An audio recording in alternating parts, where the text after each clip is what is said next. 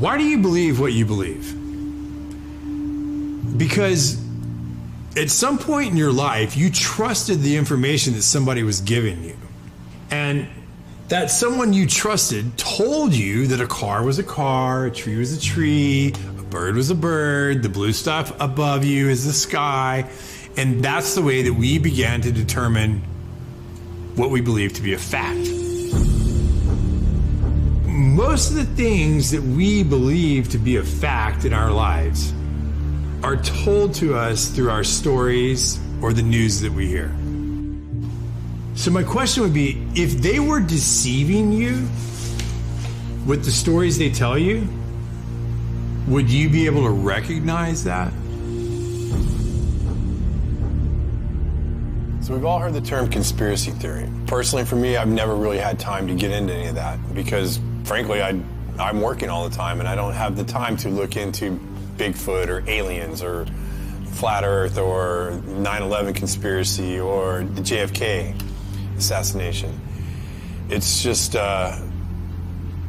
it's not anything that I really have any backstory on. But the one thing that I do have a lot of backstory on, the one thing I do know a lot about is Hollywood. When you think about the entertainment industry, what comes to mind? Movies, TV, music, right? Let's talk about this entertainment. I've been observing you. What if this entertainment was more than just entertainment? Now in complete control! When you're driving home from work, what are you listening to? When you come home after a long day and turn on the TV, what do you see? The U.S. are bracing. Saying that the one. Think about all the content you've seen throughout your whole life. A lot of it has actually made us who we are today. So you don't know what's really going on. Have you ever stopped for just a second, though, and questioned the content? Good morning, Vietnam! The only thing we consume more than content is air. But we actually think about the quality of the air we breathe. Maybe it's time to take a closer look at our content. And fear. Taxes. Our government's always controlled our content. The fight for freedom. We've just never paid attention. Freedom of speech. Message received. The police occupy our community. To work with the CIA to destabilize foreign countries. This media that we're consuming at such a rapid rate, we need to slow down and think about what we're consuming. Bullshit going on. What if the people in charge didn't have our best interests in mind? Now we have to ask ourselves, who's influencing our content? Is the CIA involved in Hollywood? Yes.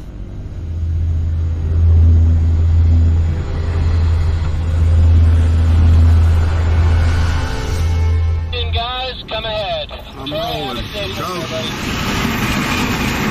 That's good right there. He's picking up speed. Go, go, go. Go, go, go. Go, go, go.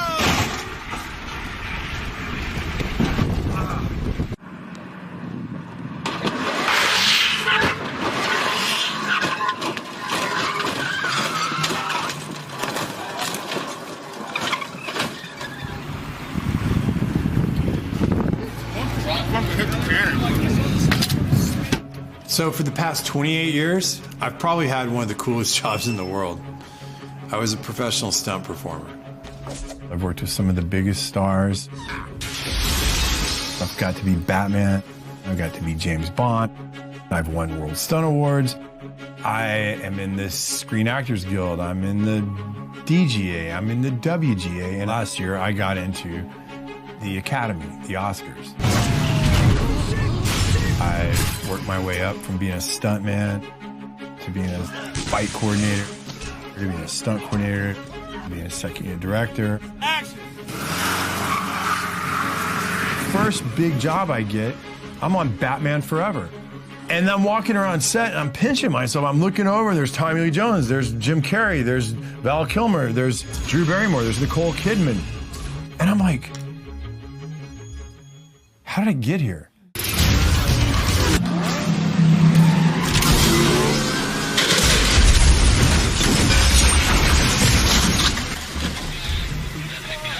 I didn't really say I'm gonna go be a stuntman. I wanted to go make movies.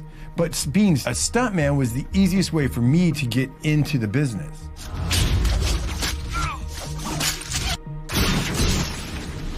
I didn't want to be an actor because pretending to be a character. Well, being a stuntman, I was that character. I was the guy behind the illusion, creating it for the guy who's on the screen. I jumped out of that helicopter. I was in that fireball. I did whatever was being asked of the job.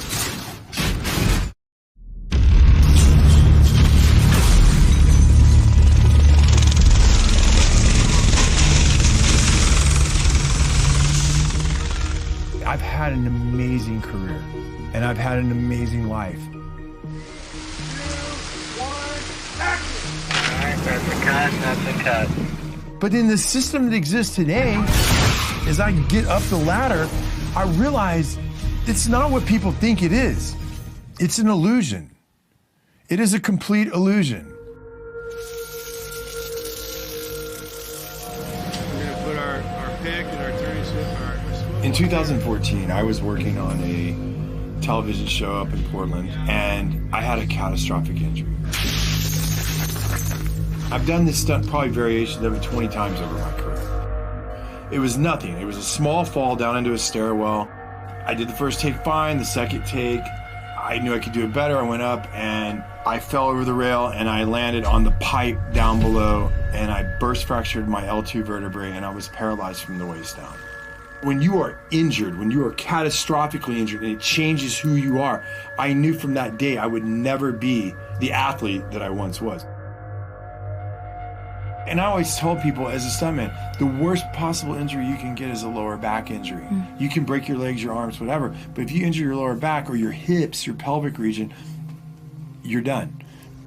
There was 2 years that I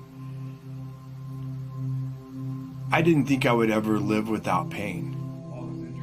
One of the issues I was dealing with at that time was I had lost the feeling, and I still have numbness in my thighs and on this half of my pelvic region.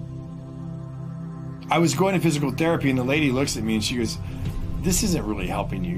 You're way more advanced than this stuff." And I go, "Yeah, I do this every morning." She goes, "Well, what's the real issue?" I said, "The real issue is my pelvic region." And so she said, "Okay, well, there's a woman who works here and she is a pelvic floor therapist." So how I met Mike, I met him, his spine was broken and he had partial paralyzation of his pelvic floor area. We help people when they have problems with the most important functions in your life, bowel, bladder, and sexual function. So one day we're in the middle of therapy and she stops me and she says, "Mike, I feel like you have really dark spirits over you. Can I pray for you?" And I was like, "Pray for me?" I'm like, "Yeah, sure, pray for me. I don't really believe in that stuff anymore, but yeah, go ahead, pray for me." So she prays for me. And I was kind of thinking while she's doing it, okay, this is weird, but okay, whatever. So for the next 2 or 3 months, I would go, and then every now and then she would stop me and she'd say, "Hey, can I pray over you?" I was kind of a little bit disgusted with his personality because he was all about himself and money, and I think the Lord had a lot of work to do in terms of humility with him. He made it very clear that he thought I was crazy, but he let me. After she stopped one day, and I said, "You are either 100% batshit crazy, or you think all this is real in the spirit world." And she looked at me and she said, "Michael, I am one of the only pelvic floor therapists in Southern California at the time. And when these satanic people and these evil people do their rituals to little girls and women and boys, who do you think puts them back together? I do. It's completely real, and you need to look into it." My awakening, it didn't happen at church the way that some people find God. I just pretty much had given up my faith, and I'd given up where I was at, and I was just kind of at the point where I was like, okay, well, I'm gonna have the best time I can here, and when I die, that's it. I still wasn't sure if it wasn't 100% crazy or not, but I was reading these articles and looking at these things, and I was like, I've seen things at parties. I've seen artwork. I've seen statues. I've seen things in some people's houses that just seem to be mimicking occult stuff I'm reading about. So I was like, maybe there is something to this. I'm just going to say this. I didn't find God because I went to church.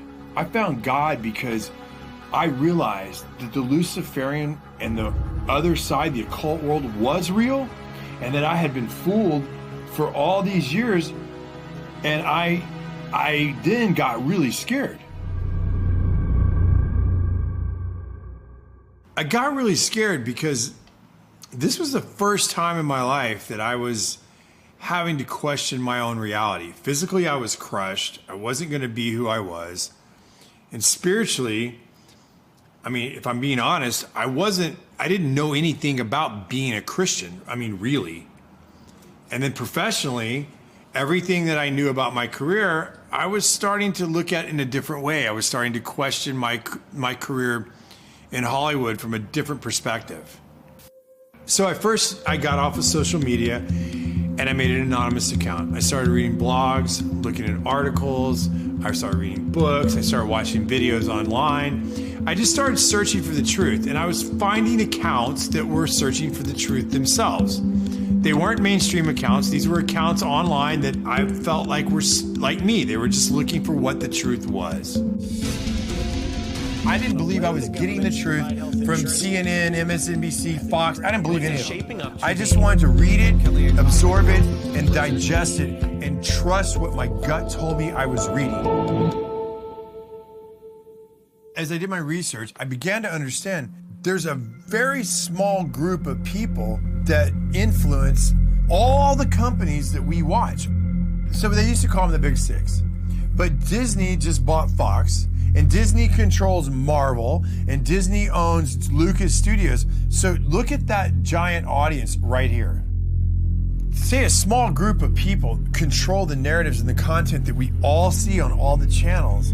It makes you feel like, oh, I have lots of choices, but you don't. Who's telling them what to put on those channels? Where does that lead?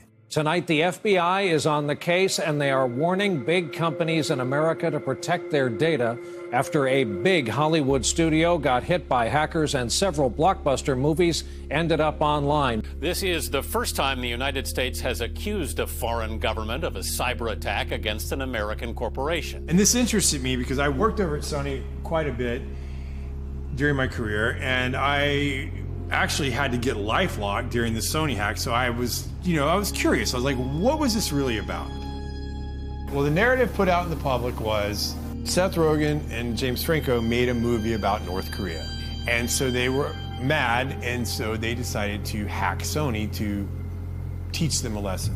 That was a public narrative that went out, and that's what I was like, well, that makes sense. You know, I know Seth and I know James, and they're definitely pushed the envelope of comedy, and their sense of humor is definitely their own.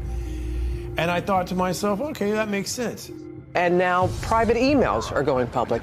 It's a public relations disaster. But what I found really interesting as I examined the WikiLeaks documents was it showed that the heads of one of our biggest movie studios in America was in direct communication with very important people in our government. It didn't surprise me. I was like, okay, well, either they're friends or there's something more to it. So I never really thought about the government influencing our content or our stories. Could they be influencing our story and our content? These were real questions that I never had asked myself. I just did the jobs. I went to work, I did my job, I did whatever was asked, and went home. Never thought about this stuff. So I was like, I don't really know anybody that can answer these questions. And I reached out to this guy who I'd been watching online. His name was Kevin Shipp. And for those of you who don't know who Kevin Shipp is, he's a CIA whistleblower. He worked in counterintelligence, and he served in many capacities in his tenure at the CIA. This is The Big Picture. An official television report to the nation from the United States Army. It was an OSS memo, the precursor of the CIA, where they were doing a study of the use of motion pictures in America as a means of psychological warfare. So it goes all the way back to pre-1947, when U.S. intelligence was using motion pictures to alter the thinking of Americans in the United States. The morale of our troops is high. The laughter, music, and general entertainment which comes out of a single small package like this one have helped to build that morale. The CIA is funneling information into Hollywood. Hollywood is putting it out in the movies, and the population believes it.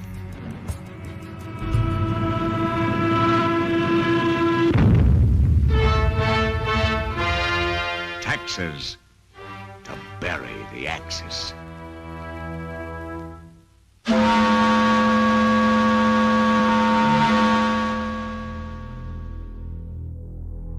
This document right here is a FOIA document. Anybody in America, anybody can request this. It's Freedom of Information Act. And in the 40s, they were telling you they controlled the radio stations. They controlled most of the mainstream media. They're telling you right here that motion pictures are used as psychological warfare. Why would they stop doing it?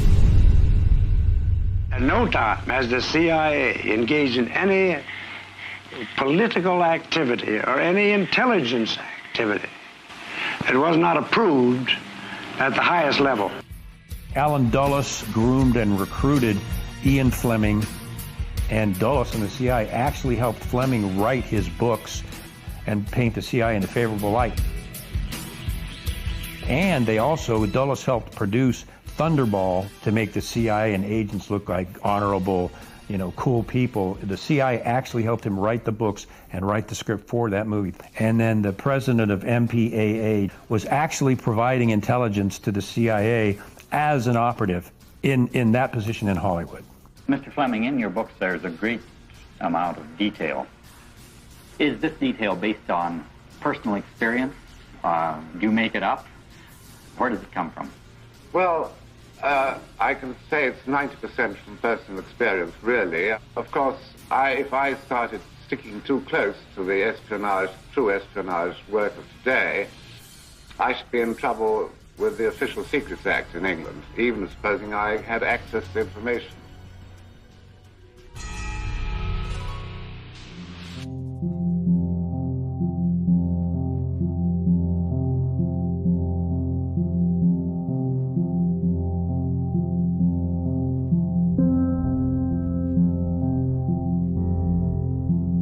There's no question about the fact that Mockingbird is real. It started out paying journalists in major media, Pulitzer Prize-winning journalists, to print fake stories that the CIA wanted in the press and fake interviews.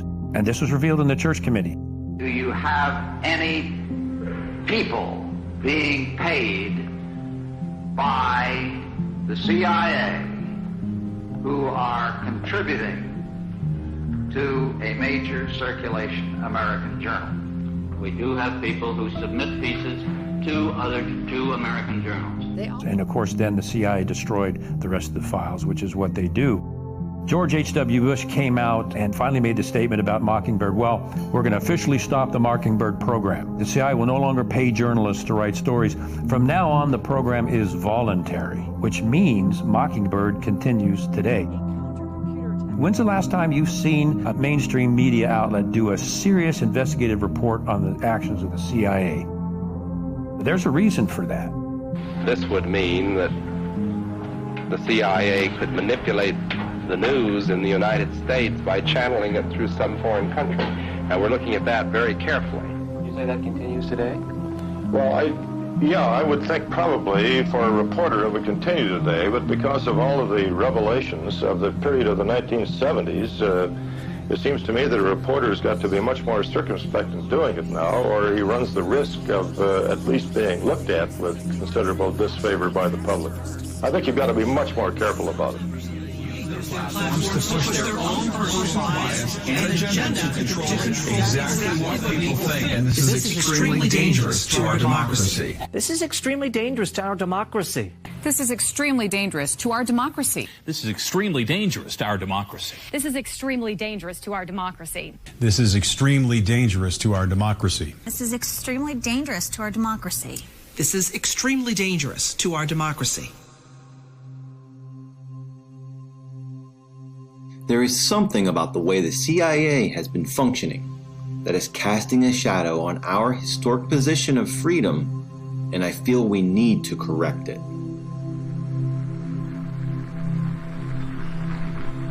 Senator Moynihan proposed a bill to dismantle the CIA. Thank you, Mr. President. Introduced it twice. The second time was 1995.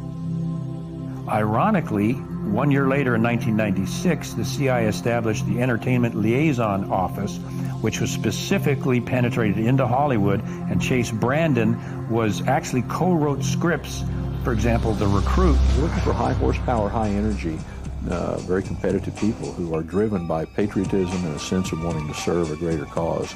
I am recruiting you. Would I have to kill anyone? Would you like to? So the CIA was and is in Hollywood, was and is contributing to Hollywood productions and that manipulation. The Recruit. Nothing is what it seems. As I started to wake up, I never actually considered that the CIA had an office in Hollywood. And I'm like, well, I see this, I see that. And I started putting feelers out, like, does anybody else see this stuff? And not many people were awake. But the one person that I reached out to was an old colleague of mine, a friend of mine named Brad Martin. And Brad and I had similar careers. We worked our way up through the business together. And I'm like, hey, Brad, you've seen this, you've seen that? And he's like, yeah, for sure. And so that gave me strength. That gave me like, okay, well, I'm not alone in this deal. And I'm going to keep looking. Let me just say this. Brad's one of the greatest stuntmen I've ever met. Probably the best. I'm a very physically creative person. I've been doing action for movies for 26, 27 years. I excelled at the action aspect of it, at the physical aspect of doing the fights and doing the gymnastics and doing the falls and doing the driving. I trained really hard and became one of the top stuntmen in the business. I started becoming a fight coordinator, and then a stunt coordinator, and then an action director. Very few people have ever gotten to where I've gotten to, and I'm super proud of what I did.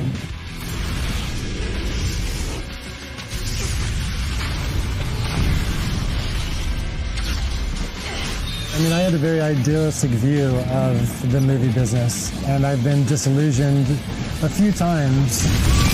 It feels very much like there's an agenda in every movie.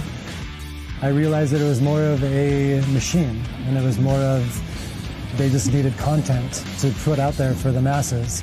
I stopped really watching TV. I stopped really watching movies. And one of the reasons why I stopped watching movies is I got into my research and what's going on in the world right now, and all the corruptness and all of the plot twists of reality. And I started realizing that reality is 20 times more interesting than Hollywood. I mean, I was a Hollywood buff. I loved all of those movies, but now they're meaningless, because I know what's going on right now actually has purpose and has a meaning, and there are consequences. And once this story is told on what's happening in the world right now, and all of the powers that be battling each other, it will be the greatest story ever told. Like, for instance, I saw something on History Channel talking about how the CIA helped Disney buy all the swampland in Florida.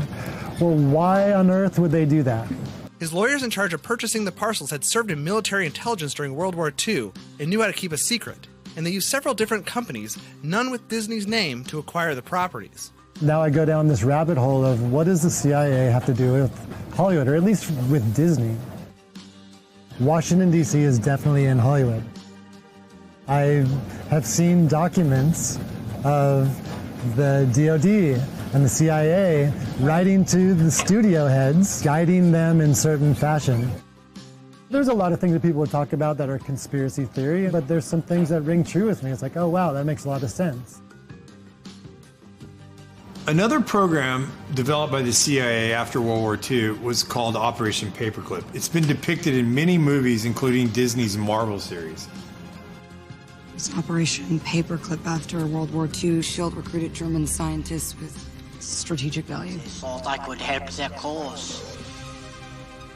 Operation Paperclip, and this is something people need to know because it has been so covered up and mocked and berated and claimed to be a conspiracy theory. And by the way, the term labeling people as conspiracy theorists was invented by the CIA to deflect any attention over the JFK assassination. They invented that word as a way to shut down any scrutiny or this critical investigation of what they were doing. So they started that whole ball rolling.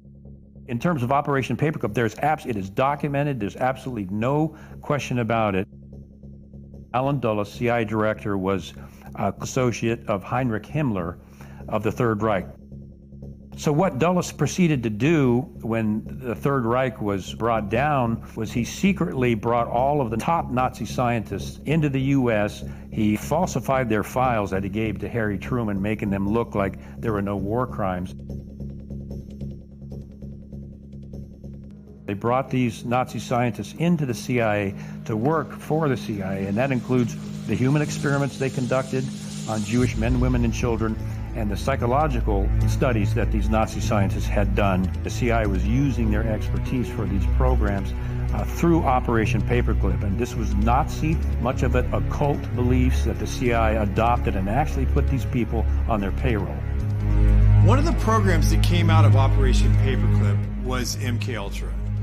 Now, MKUltra was a very complex program that dealt with human experiments and mind manipulation.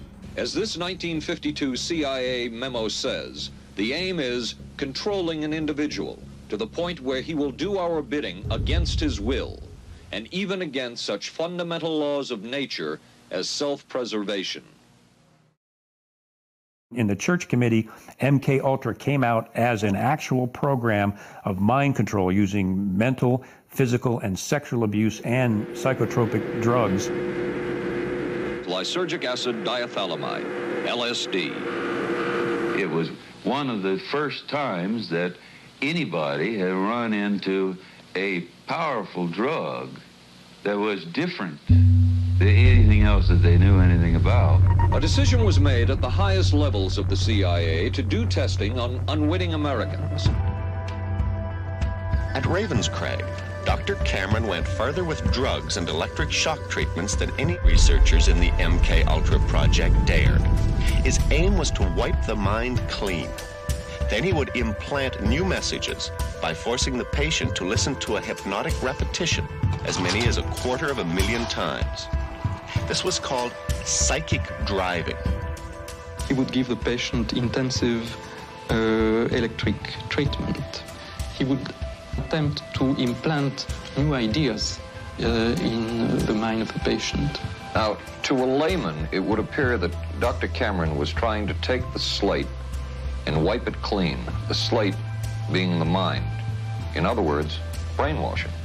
Exactly, that's a very good comparison. Brainwashing. Yes, to life. No. Good heavens. You're doing fine, just try to describe it. Oh, you don't know. You want to give yourself... You want to give yourself surgery. How do you feel inside? Inside?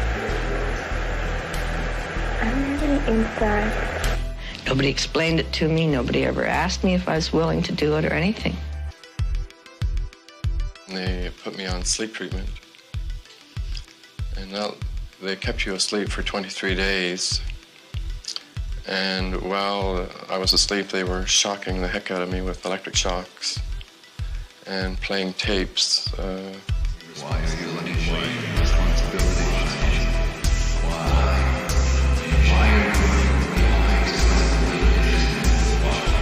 It was really, like a concentration camp. Want to talk pure letters? You mind if I look this way? You look that way. Nothing for you to watch here, but you're going to talk to me as we go along. They couldn't go any further because CIA Director Richard Helms destroyed all the CIA's MK-Ultra documents, and they had to rely on coached witnesses. So they were never able to dig even deeper. What they got was bad enough. It was never terminated. There's no evidence that it was ever terminated. No documents, no nothing, and not even an admission by the CIA that it's been terminated. How do you feel? I'm feeling better, thank you. Feeling better? Are you sleeping well? Yes, I'm sleeping better now. We could disable a whole city by putting a very small amount on a water supply. After all of these years of us, those of us who are involved in looking for this secret drug, this was the only thing that began to look for the first time like it might be something like that. So MK-Ultra was one of the hardest programs for me to wrap my head around because it's a lot of subset programs. And I was really surprised that Brad Martin knew about MK-Ultra.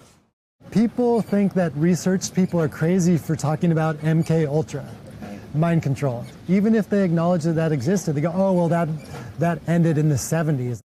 That's a crock of shit. And perhaps the world's only hope of stopping a sinister assassination plot. The movie that I did involving that topic was Zoolander. The fashion industry has been behind every major political assassination over the last 200 years. I mean, at the time, I was making a comedy and I had no idea what I was involved with. But now looking back on the movie, I'm blown away at just the propaganda.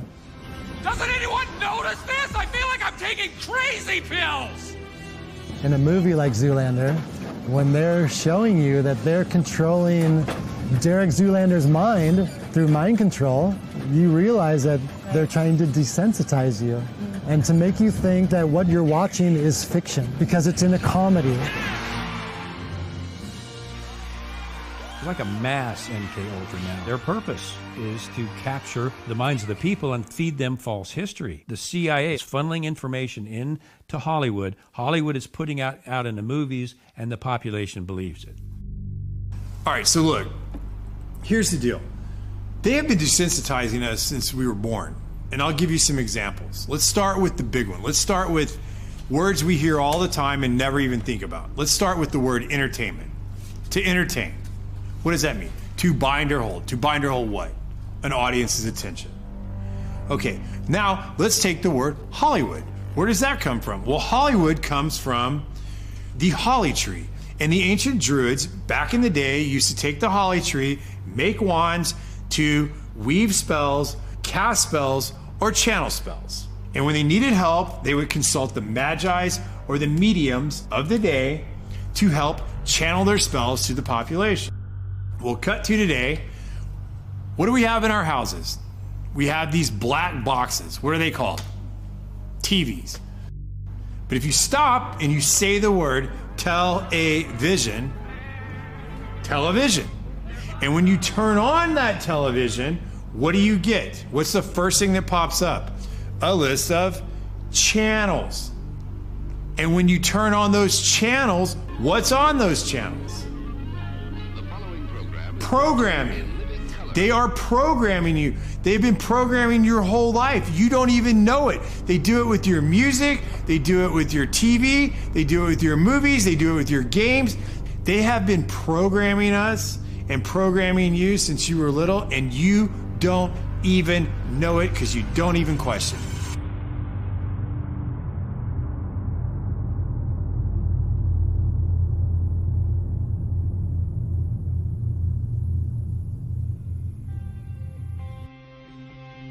Starting in 1900, we entered a previously unimaginable time of modern technology. Advances that allowed the rulers of this world to construct and direct our stories in ways we previously never imagined. As a result, new techniques to control the population were realized. These are the people from the companies that we have trusted to deliver us our news and tell our stories.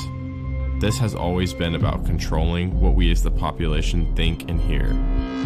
They help create our culture and influence our society. We as citizens only trust them because as a society, we think that the gatekeepers have our best interest in mind.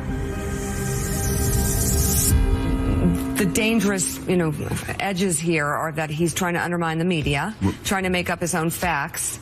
And it could be that while unemployment and the economy worsens, he could have undermined the messaging so much that he can actually control exactly what people think. And that is our job. Yeah, that is our job. That is our job. Our job. As I was researching, I found that most of the early communication companies were developed for shipping or aviation. And a lot of the men that started these companies were commissioned by the military during World War I and World War II. Many of these men worked for the Army and Navy intelligence services along with the OSS, which we know became the CIA. There were many examples of these men becoming the heads or founders of some of the biggest motion picture and media companies before and after their government or military service. I wanted to know how many of the media companies in today's world connected back to Washington. So I started looking. It was like a family tree. The connections between our government personnel and the media corporations was unbelievable. Google, Amazon, Netflix, Twitter, CNN, ABC. So what would happen if all these companies had the same political ideology or agenda? We as this population like to hear people confirm our confirmation biases. We like to hear people tell us that we're right. We don't like to be wrong. And we believe that the people on the media and the people that we're listening to have our best interests in mind. The problem is what if they don't? So if you stop and think about it, they can place any agenda on the population that they choose. I think that Hollywood is teaching bad morals to the youth of this country as well as adults. Desensitizing of violence to the masses. You can't deny that. My kids have seen so many people get killed in very violent ways. 3 times as much gun violence now. And the sex that's in PG-13 movies. Why? Every Disney movie, there's a major character, usually a parent, that gets killed. Trauma to the child. Why? It's so horrible. What a bad story. Why do you need to start a story with a parent dying? Always. It's so sad. Under MK Ultra, they experimented on children. We were even taught this in psychophysiology program that if you get to a child between ages 1 and 6 or 1 or 8, especially with sexual abuse or sexual trauma, you will split their personality and they will be imprinted the rest of their life. And many times that results in split personalities and dissociative behavior and other things. These occult topics are being introduced to our kids and most parents aren't even aware of it.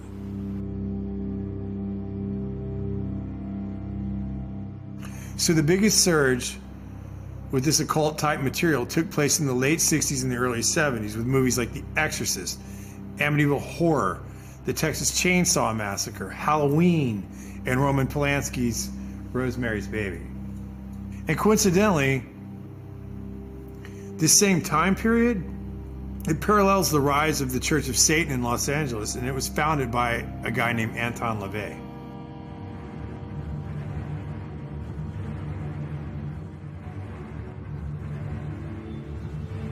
So it is done. When I was a police officer, we had cases of satanic cults right in Arlington, Virginia. Those have been around for decades. They're in the high schools, they're in the colleges, they're in the government, and they're in Hollywood. I got to meet people like Sammy Davis and that kind of shit. Sammy told me he worshiped the devil. Sammy was like, Satan is as powerful as God. And I was like, what the fuck are you talking about? He says, why do you think there's so much anger in the world and killing and murder and Satan? And he saw my reaction to it, and he kind of lightened up on it. And he was like, the Dantana is dark, and it's the candles on the table, and Sammy's face over the candle. Satan is as powerful as God.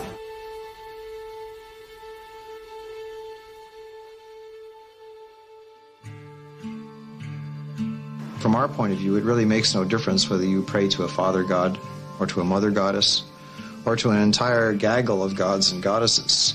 Michael Aquino was a high-level officer in the National Security Agency.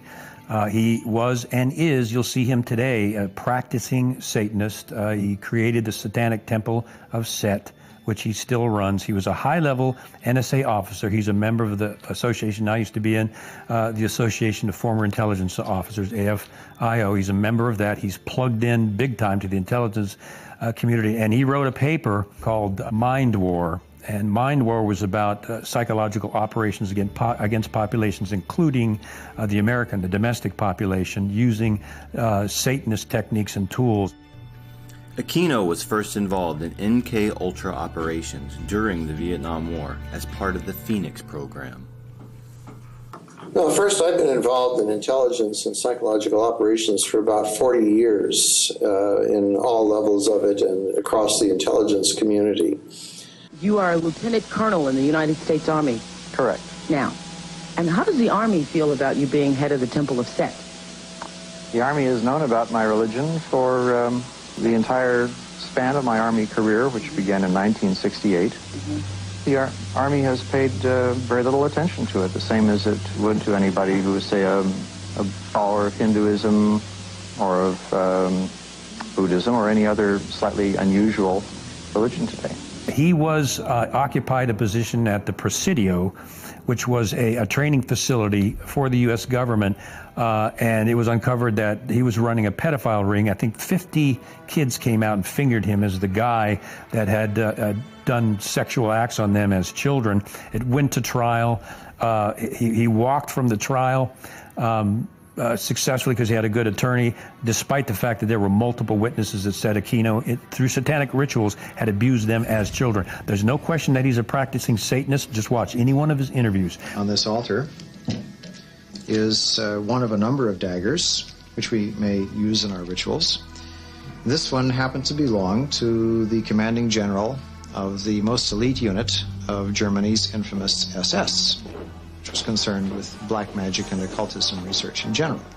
Anything that it could find that had to do with the origins of the human race, destiny of humanity. The perverted view of the occult held by Heinrich Himmler was of an evil magic that could help create a new master race. Wewelsburg Castle is where he performed his ceremonies.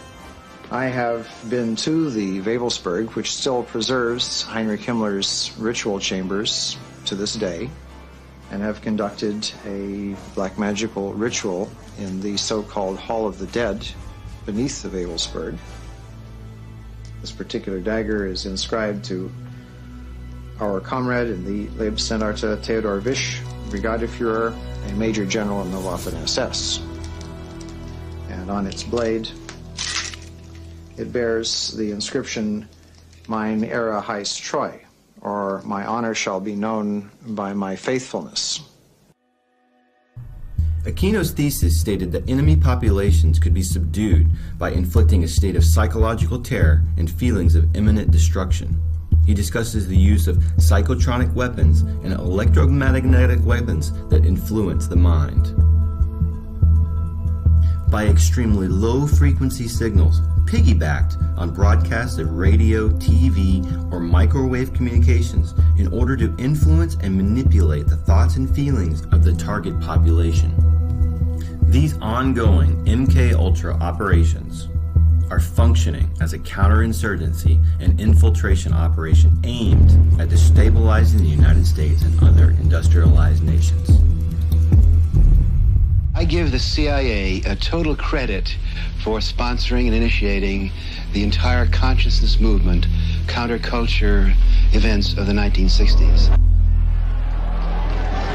History will judge the role of the CIA and other intelligence agencies in unwittingly contributing to the counterculture of the 60s through their intense interest in LSD and other hallucinogenics. But for the moment at least, the argument can be made that the CIA helped usher in the age of Aquarius.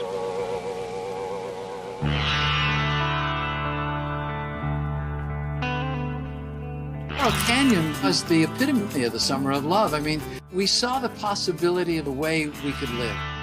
It's odd because in Laurel Canyon, so many of the soon-to-be stars there, their parents were in either the military-industrial complex or intelligence or the Pentagon.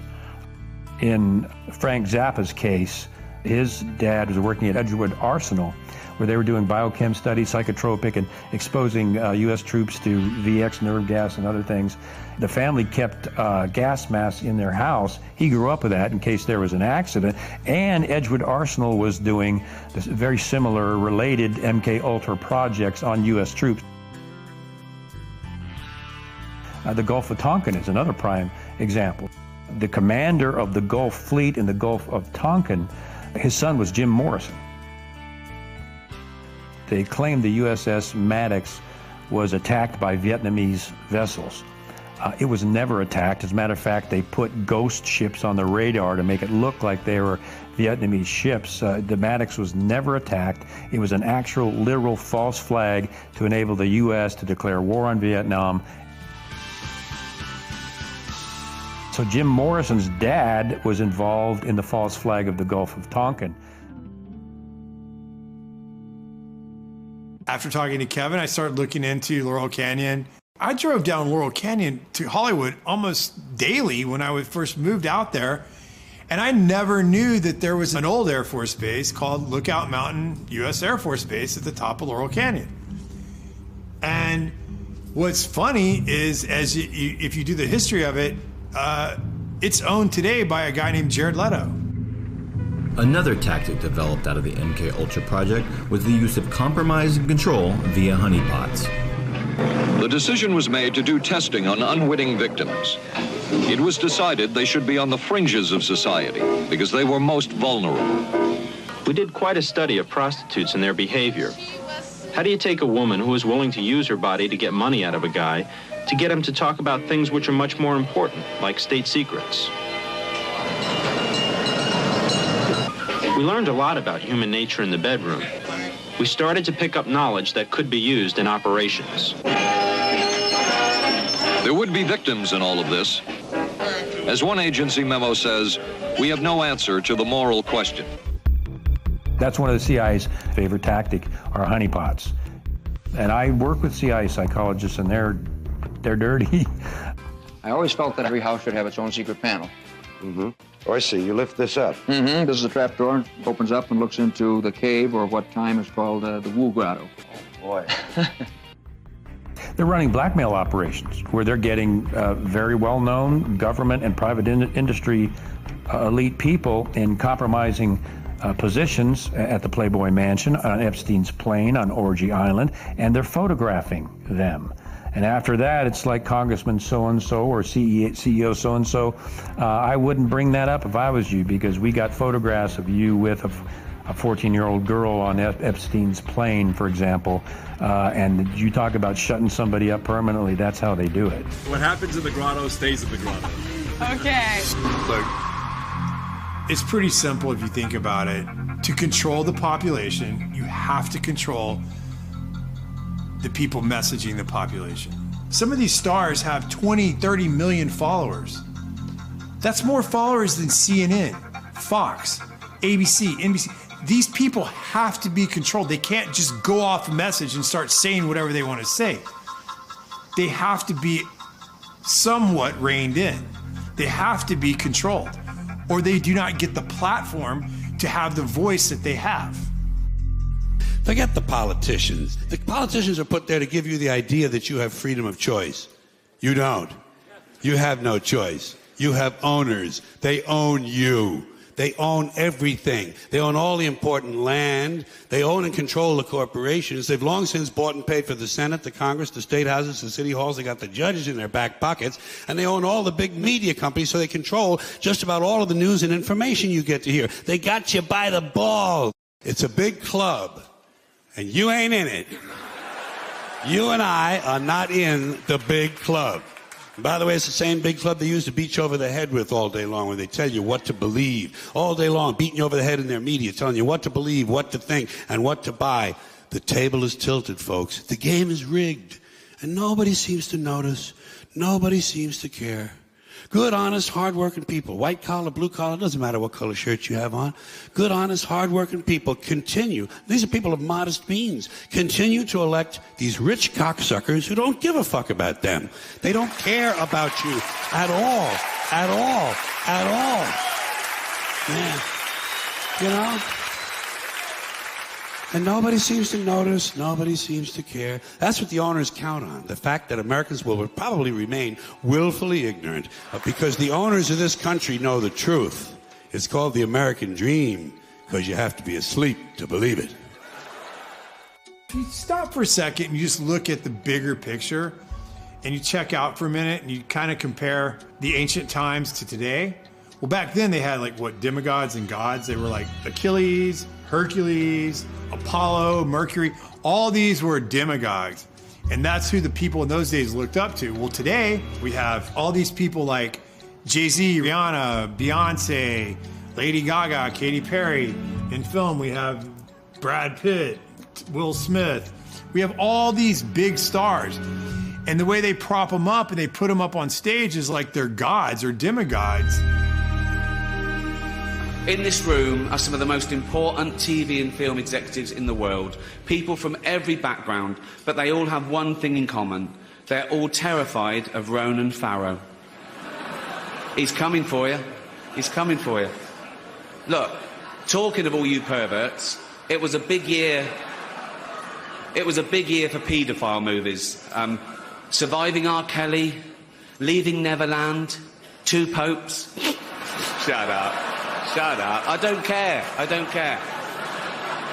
Most people don't want to cross the psychological line that this stuff is going on. And we all have a mental defense mechanism. It's like finally admitting there's an elite pedophile ring. I mean, most people just don't want to go there. And the same is here. Psychologically, you lose your safety, your security, and whatever innocence you have when you realize that this stuff is really going on. And it's a chore to cross over that barrier and realize, oh my gosh, this stuff is really happening. And that's why it takes critical thinking. The people have got to look at this stuff critically and see what they're being fed so they can cross that psychological line that they just refuse to see it when it's right in front of them. When Kevin said there's an elite pedophile ring, well, I'm thinking to myself, this is a hard thing for me to come to terms with. Now, it made me start thinking about conversations and things I'd heard, but I'd never saw it. It's not out in the open. And to me, I was like, no one could do that. Because, I mean, if I saw someone hurting a kid, I would kill them. I mean, I would literally kill them. I would never allow someone to hurt a child in front of me. Things Kevin was saying were things that were hard for me to cross the barrier. I did not want to believe it. I didn't want to go there. But as I went down this journey, I forced myself to go consider, what if this is real? And the only person that was talking about this stuff was a girl named Liz Crokin. And the media had declared her completely out of her mind. But as I started researching some of the things she was reporting on, I was like, there's truth to what she's saying. So I want to talk to her. I started working in journalism at a very young age. I got my first job working for Fox Chicago at about the age of 17 years old. At the University of Iowa, I studied political science and journalism. One semester, I interned for Bill O'Reilly at Fox News Channel.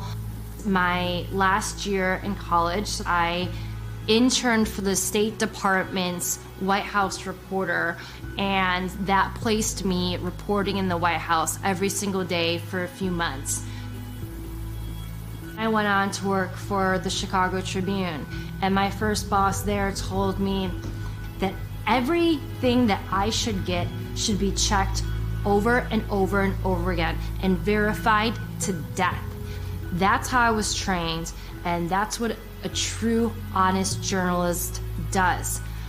I started covering local politics and local hard news, and then eventually I got my own column for 7 years where I interviewed tons of celebrities and politicians and musicians, and worked at Us Weekly, and then at one point I worked at In Touch Weekly magazine. But then in 2015, I felt the need to get back into covering hard news, and in early 2016 I started working for Town Hall, and then eventually I started working for the New York Observer and broke a lot of election related stories. I worked in media for over 2 decades, and I never had any issues. I was very well respected. I basically was embraced by the mainstream media until I started reporting on Pizzagate.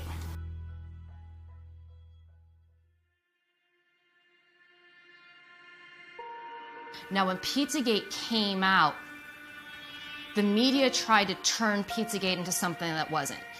Surprises of the presidential campaign was the explosion of fake news on the internet. 28-year-old Edgar Welch was arrested in Washington Sunday afternoon outside Comet Ping Pong, a popular family pizza parlor. D.C. police say Welch fired at least one round into the restaurant floor with an AR-15 rifle like this one on his Facebook page. No one was injured. Someone on Twitter, whose name remains unverified but has several thousand followers, posted that new emails found on Anthony Weiner's computer confirmed that Hillary Clinton was involved in a pedophilia ring. The rumor spread, inspiring some newfound internet sleuths to start digging around in John Podesta's hacked emails, searching for proof and location of the so-called sex ring. In those emails, they are absolutely littered with code words, and many of these code words are food words such as pizza. Somebody said to me, "Hey Dave, search for pizza in Podesta's emails. And once you go down that rabbit hole, you never really emerge the same person." It was obvious from the get-go that these words were code words for something else because the context that they were used in did not make sense. To be clear, not one single email in the Podesta emails discusses child sex trafficking or pedophilia. That is a fact. But there are dozens of what seem to be strangely worded emails dealing with pizza and handkerchiefs. Investigators say that those words in the emails about pizza and the talk of handkerchiefs is code language used by pedophiles. There is some kind of code language. They're just not talking about pizza, folks. Who phrases that? Who blocks out an hour of time to eat a slice of pizza? You can get a service for a half an hour, you can get a massage for a half an hour, but you can't get food for a half an hour. It just absolutely makes no sense. There's other ones like, the realtor found a handkerchief. I think it has a map that seems pizza related. And another one is, Obama spent $65,000 flying in pizza and hot dogs from Chicago. Are we using the same channels? Pizza is a well-known pedophile code word that actually has been used by law enforcement to arrest online sexual predators of children. And there's been multiple arrests that have been made by law enforcement of pedophiles trying to solicit children by using the pedophile code word pizza. 2007 unclassified FBI document. That document, according to the FBI, contains commonly used symbols by pedophiles to express their preference in children. Notice this one on the end, the triangle. That image signifies something called boy love. The pizza place next door to Comet Ping Pong Pizza, Besta Pizza, well, this was their logo until only a few weeks ago.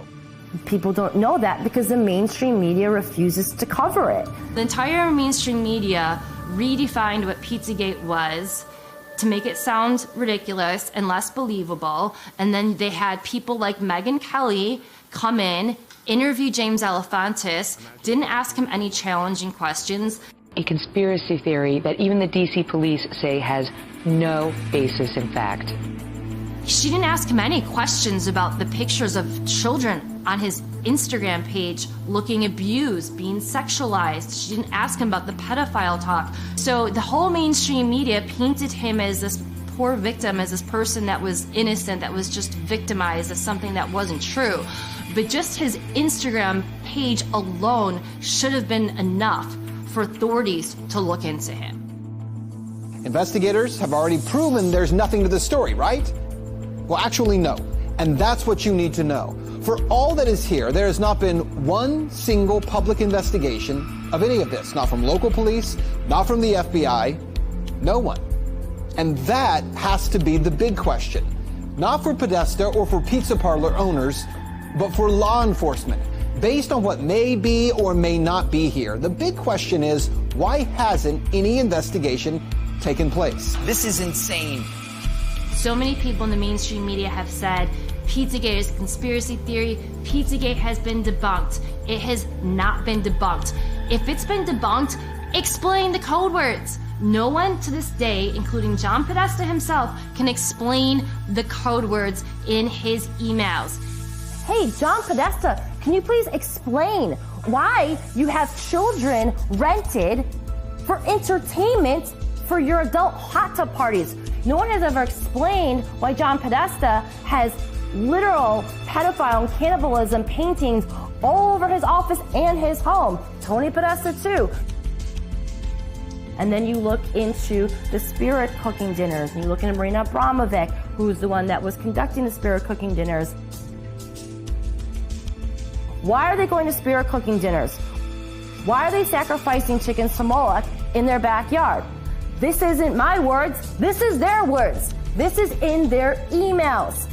I'd be willing to debate anyone who thinks that Pizzagate has been debunked. You asked me when how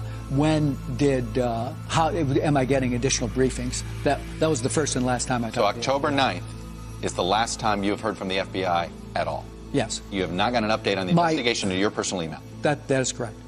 So not only did the mainstream media lie to you about Pizzagate, they actually told you that it was illegal to read John Podesta's emails on WikiLeaks. Chris Cuomo, with a straight face on CNN, looked into the cameras and said, it's illegal for you to read John Podesta's emails. Also interesting is, remember, it's illegal to possess these stolen documents. It's different for the media. So everything you learn about this, you're learning from us. That's how scared they are of those emails. And that's how explosive the content in those emails are.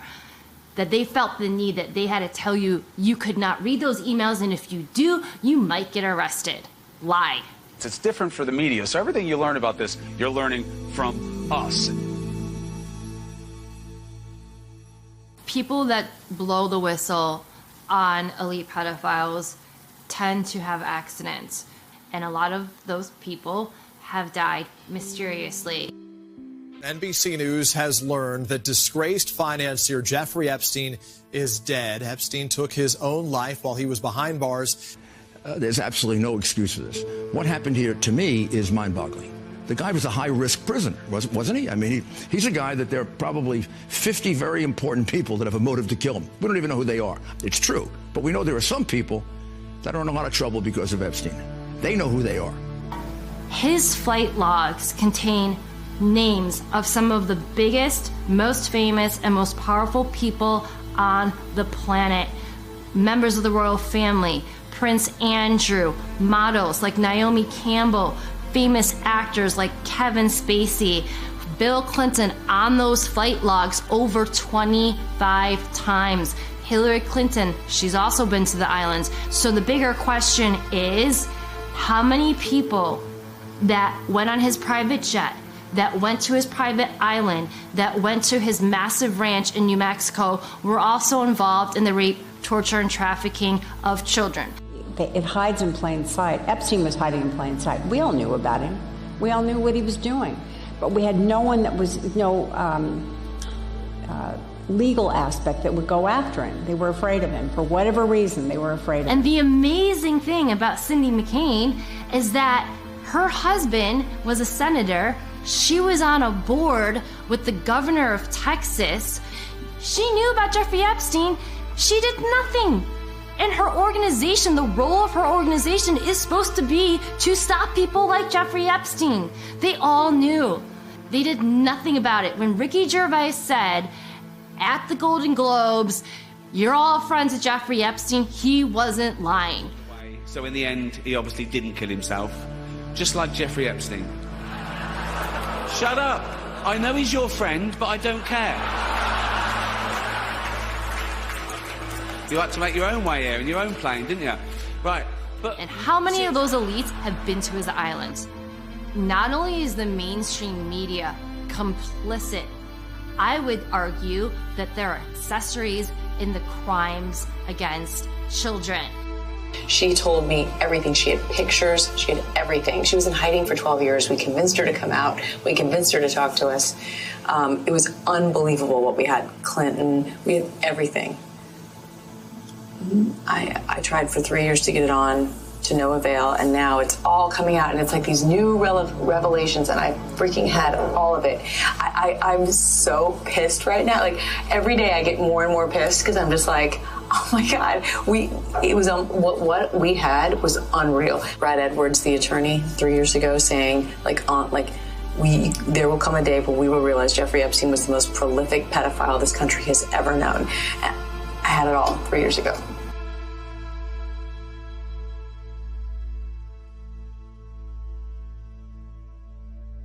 Then what happened in early 2018?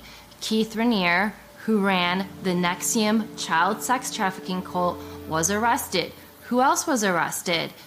Allison Mack. She's a famous celebrity who was on Smallville. She was also arrested for being a member of this cult that was involved in trafficking children. And not only trafficking children, they were running preschools down in Mexico. And NXIVM is another example of how these elite pedophile rings exist, because this was a massive organization. This was funded by really wealthy people, including the Seagram heiresses, Nancy Salzman and Claire Bronfman. So obviously they were using those preschools to traffic children. And the cult also engaged in human torture experiments on some of their members. And there actually was a civil lawsuit that was filed by 90 of their victims just the other day. So I imagine we are going to hear more about the human experiments, the torturing, the sexual abuse, and the child sex trafficking in this civil lawsuit. And a lot of the techniques that we see in this cult are very similar to the techniques that our government used in the MKUltra program. He was branding women with Keith's initials, and they were like, well, what's the bad thing exactly about that? Everyone in the outside world, aka the real world, is like, they're branding women? So I left. I went to the executive board and I said, I want my photos back, I want my videos back. The branding session was filmed. I want all of that back, I want my collateral back. None of that happened. And it's the same fear, mind control, and you'll be destroyed if you get into the upper elites. And if you get to that point, if you start revealing anything, they have the same system to completely destroy you, destroy your career, blackmail you like Epstein, catch you, film you in compromising positions. And this goes both within Hollywood and celebrities and some of the elite, and it also goes on in Congress and the Senate. And if they even insinuate that they're going to reveal some of these things, they're done. A lot of people here tonight felt like they lost. You know why? Because y'all been lied to. Google lied to you. Google. Facebook lied to you.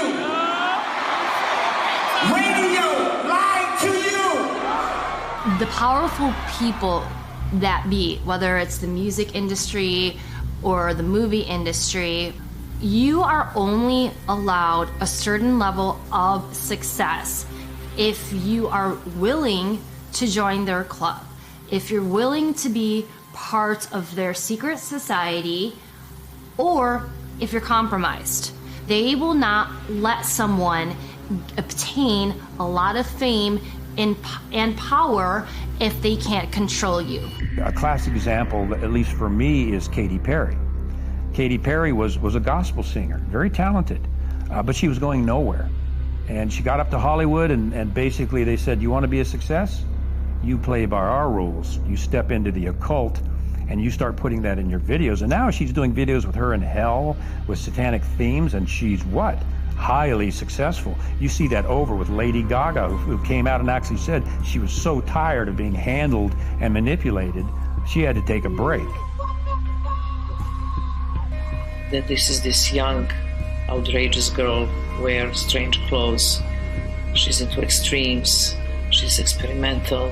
She have 43 million people on the Twitter following her, whatever she do, little monsters. And she came really very humble to my house and asked me if I can teach her. We made this workshop in the woods, and she was such a good student. She never cheated. She really went much farther than I asked her for.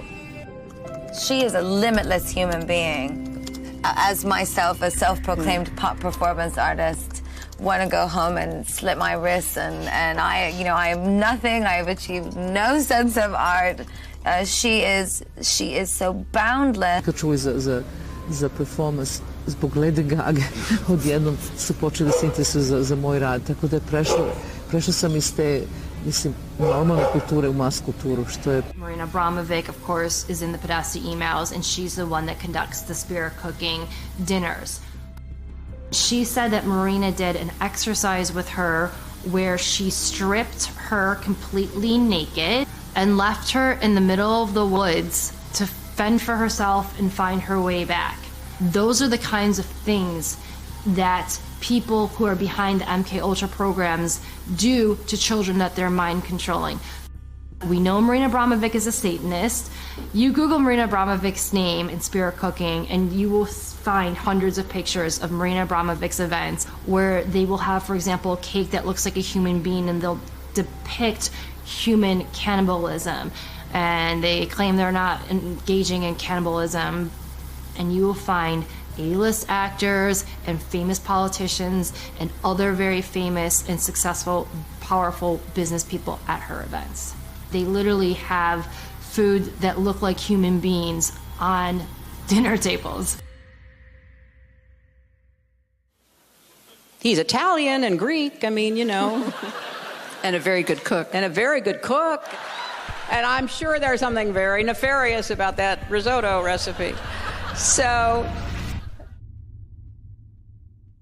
After I started researching the cult, I learned that Satanists believe that they have to reveal who they are in some way, shape, or form. So that is why we see a lot of these occult members in Hollywood constantly flaunting symbolism. We see the pyramid, the Illuminati pyramid a lot. We see the evil one eye constantly. It's always on the cover of magazines. We see these are supposed to be the 666 devil symbols. We constantly see those symbols. We also see pedophile symbols, the swirl or the triangle within a triangle. I guarantee you this wasn't his first. And we also see a lot of these members of the cult go on their social media and they talk about raping children. They talk about worshiping Satan. And people write it off as a joke. But they're not joking. I don't care if you're a major comedian. You can't tell me that's funny because there is no joke about raping children that's funny. You don't know what that is. I have no idea. You don't know. Jimmy Fallon doesn't know. David Letterman doesn't know. We don't know. All the comics and show business don't know what this is. Takes guts to put out a film that does this because no one's done it up until now. But when that's done and people see these facts and they say, my gosh, I didn't know that. I didn't know that about the Gulf of Tonkin. I didn't know that about the Vietnam War. My gosh. And they go in, they check it out, and it's all true. And now they're seeing the dots. And a good film will teach them how to practice critical thinking, to analyze what you're watching. If we can get people to analyze what they're watching, we've crossed a huge hurdle. Because once they start analyzing it, they're going to see the dots, and typically the dots will connect themselves. Liz Crokin put herself so far out in front that she was mocked. She was laughed at. She was called crazy. Well, let me ask you a question. For all those people that did that to Liz, does she seem so crazy now? When you put all of those facts together and you use critical thinking, you realize this stuff is real. There's not one smoking gun. There's many small smoking guns that you have to piece together, and you have to use critical thinking to understand this stuff is real. So again, the bigger question is, now that Jeffrey Epstein's been exposed and he's allegedly dead, how many of his friends that were frequent visitors on his sex trafficking islands were also involved in the rape, torture, and trafficking of children? And that's what Pizzagate is.